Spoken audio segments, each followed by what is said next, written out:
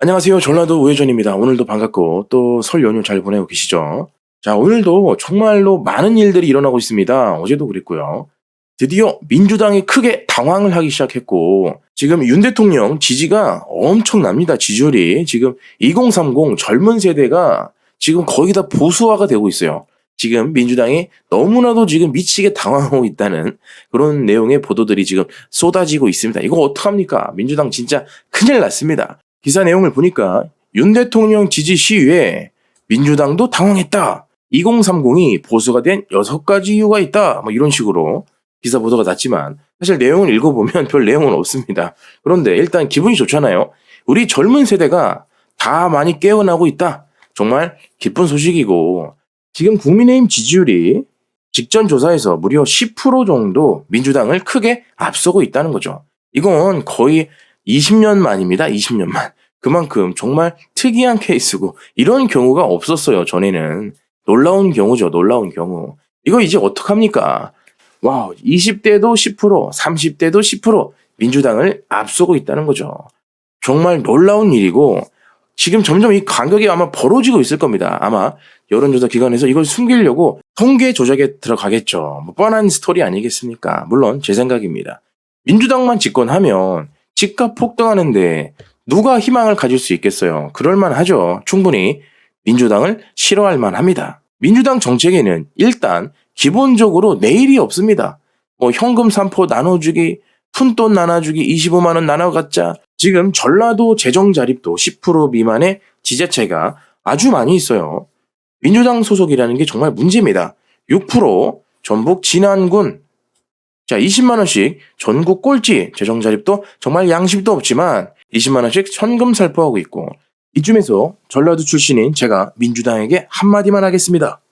니들 자꾸 이런 식으로 하면 내가 전라도에서 국힘 지지율 40%까지 올릴 거야. 또 전남 보성군 30만 원씩 현금 살포하고 있고 전북 남원, 전북 정읍 10% 미만이고 재정 자립도 말하는 겁니다.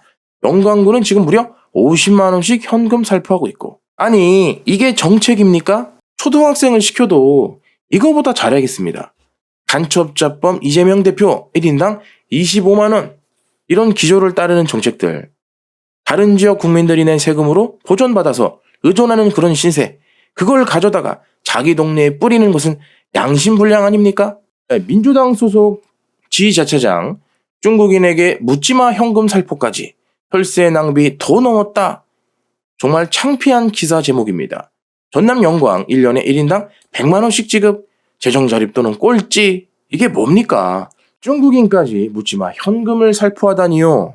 설 명절 연휴를 앞두고 일부 지방자치단체가 지역화폐나 선불카드 방식으로 민생회복 지원금을 살포하자 여권에서는 혈세 낭비라는 비판이 쇄도하고 있습니다. 열악한 재정 자립도에서 중국인 등 외국인에게 무차별적으로 지원하겠다 이렇게 나선 것이죠. 정말 민주당 왜 이러는 겁니까? 이러니까 2030 젊은 세대가 열받을만 합니다.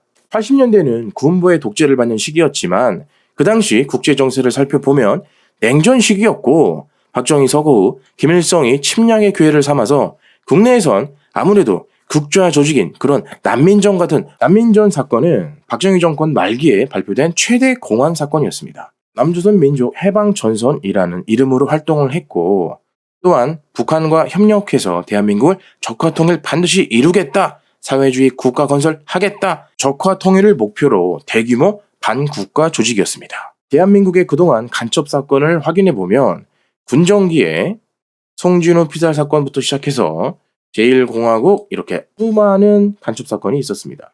그리고 또 제2공화국 때도 이렇게 많은 사건들이 있었고 서해안 집단 간첩 사건 시작으로 이렇게 제3공화국 때도 인혁당 사건을 시작으로 또 통일혁명당 재건 시도 사건도 있었고 제4공화국 시절에는 최종길 교수 의문사 사건을 시작으로 무장 간첩단 사건도 있었고 또 제5공화국 시절에도 이렇게 한울의 사건, 횃불의 사건 등 정말 많이 있었다는 것 또한 칼기 납치 미수 사건도 있었고 자, 노태우 정부 시절에도 황석영 방북 사건, 문익환 방북 사건 있었습니다. 문익환 영화배우 문성근의 아버지죠. 저는 간첩으로 생각하고 있습니다. 제 생각으로는. 그리고 전교조 조직운동 사건. 자, 김영삼 정부 시절에 남매 간첩다 사건. 이거는 이제 더불어민주당 윤미향 관련된 사건이죠. 그리고 김대중 정부 속초 잠수정 침투 사건 시작으로 정말 많은 일이 있었습니다. 한총령 사건도 있었고. 자, 노무현 정부 진보 의련 사건, 그리고 두산중공업 노조 파괴 사건, 탈북자 납치 사건, 한미 FTA 반대 총궐기 반미 집회 사건, 자, 이명박 정부 시절 황장엽 협박 사건, 통합진보당 부정 경선 사건. 좌빨은 이때도 부정선거를 많이 했습니다. 이거 보세요. 통합진보당 부정 경선 사건도 있었죠. 자, 박근혜 정부 시절에도 많은 일이 있었습니다. 이윤섭 사건, 허영수 사건, 보이사 직파 간첩 사건도 있었고, 그리고 문재인 정부 때 민주노총 사회적 총파업 사건이 있었고, 북한 차장 및 주한미군 철수 주장 사건도 있었고, 삼척항 목선 귀순 사건도 있었고, 현역 장교 북한 공작원 포섭 사건도 있었고, 이런 많은 일들이 지금 대한민국에 일어났었다는 거죠. 물론 이 중에는 무혐의 사건도 있었습니다. 하지만 무혐의라고 해서 혐의가 없는 게 아닙니다. 관련자들이, 증인들이 다 자살당하거나 진짜 자살했거나 그래서 혐의가 사라져서 무혐의가 나온 거지 절대로 혐의가 없는 게 아닙니다. 그런 부분은 오해가 없었으면 좋겠어요. 어찌되었든 우리 젊은 층들이 민주당의 실체를 알게 돼서 너무나도 저는 개인적으로 기쁘네요. 국민 대부분 사실 먹고 사니라 바쁘다는 핑계로 정치에 평소 관심이 없잖아요. 대한민국 국회, 법원, 언론, 선관위, 국민 세금을 지원받는 그런 단체 등 정말 깊숙이 뿌리 박혀있는 이런 카르텔을 붕괴시키려면 대통령이 탄핵당하고 체포 또는 더 나아가 사형까지 거론될 수 있는 리스크가 그렇게 큰 만큼 지금껏 대통령들은 알면서도 외면했거나 모른 척 해왔겠지만 우리 윤석열 대통령은 뿌리채 뽑겠다는 거 아니겠습니까? 대충 임기 채우고 경호 받으면서 연금 따박따박 받고 있는 문재인 같은 사람이 아니라는 거죠. 윤 대통령은 자유 대한민국과 국민을 위해 모든 걸 포기하고 올인했다는 거 아닙니까? 이게 바로 전 국민이 계몽할 수밖에 없는 이유라고 생각합니다. 처음에 계엄령을 했을 때 많은 사람들이 어리둥절했지만 정신 차리고 상황을 파악해보니 내가 생각했던 훨씬 그 이상으로 민주당이 쓰레기였고 반국가 세력이었다는 그런 집단이었다는 거죠.